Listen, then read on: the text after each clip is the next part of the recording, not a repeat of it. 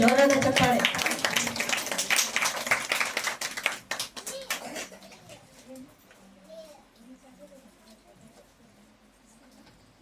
ಅದೇ ರೀತಿಯಾಗಿ ಈ ಒಂದು ಕಾರ್ಯಕ್ರಮಕ್ಕೆ ಮಕ್ಕಳುವ ಟೀಚರ್ ಅಪ್ಪನವರಿಗೆ ಆಗಮಿಸಿದಾರ.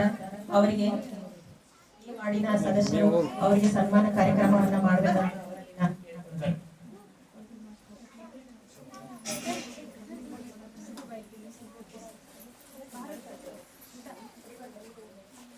ಎಲ್ಲರೂ ಜೋರಾದ ಚಪ್ಪಾಳೆ.